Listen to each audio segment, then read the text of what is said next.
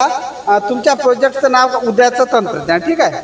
भविष्यातील भारत कसा असावा या मुलींनी हा भारत या याच्यामध्ये सर्व चित्रित केलेला आहे. पहा, या मुली आहेत, त्याने यांच्या मॅडम आहे आणि सर्व टीम आहे. पहा इकडे पण. तर पहा, आता तुम्हाला प्रोजेक्टचं नाव सांगतो तुझ्यातून. आमच्या प्रोजेक्टचं नाव आहे future India renewable energy smart Bharat. वा, क्या बात. तर यामध्ये तुम्ही काय काय अपेक्षित केलेलं आहे? हे सर्व काय आहे? हे सोलर आहे. हे सोलर आहे आणि घरावरही सोलर लावले आहे आणि त्यामुळे घरातील लाईट, स्ट्रीट लाईट हे चालतात. आणि इकडे ट्रेन आहे सोलरवर चालणारी. ट्रेन आहे. हे ट्रेन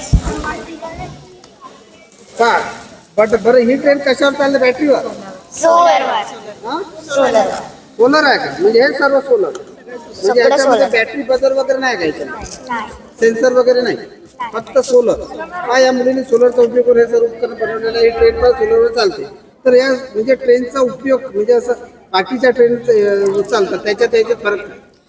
ह्या ट्रेनमुळे इंधनाची गरज कमी होते आणि प्रदूषण होत नाही. हा, प्रदूषणयुक्त ट्रेन आहे.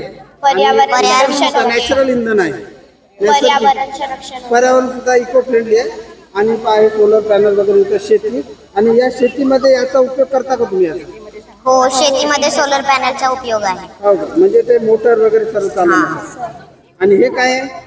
हे सोलर पॅनल आहे. हे पण, आणि हे पण सोलर पॅनल आहे. सोलर पॅनलमुळे घरातील लाईट चालतात. आणि सोलर पॅनलवरच दिव्याचे खंबे पण चालतात. पहा, या मुलांना सोलर पॅनलचं एवढं महत्त्व समजलेलं आहे आणि घराघरात गावागावात सोलर पॅनल बसवले जात आहे.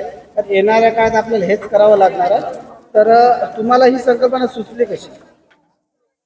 म्हणजे तुम्हाला कोणी सांगलं? तुम्ही टीचरनी, तुमच्या सिनियर? माझ्या आईने. आई तुझी किती शिकलेली आहे? माझी आई D.Pharm आहे आणि B.Pharm आहे. आणि तू मराठी मीडियममध्ये शिकते. हो. पहिल्यांदा तुझ्या आईचं अभिनंदन.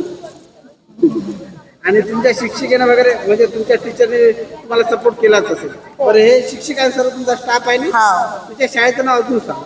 पावा नवीन मुलींची उच्च प्राथमिक शाळा भंडारा. मराठी, पूर्ण मराठीमध्ये बोलता. तुमचं खूप खूप अभिनंदन.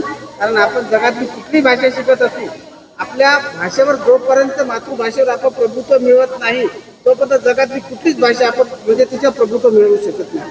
आणि जपान, चायना पुढं का गेले? कारण त्यांनी स्वतःच्या भाषेवर प्रेम केलं.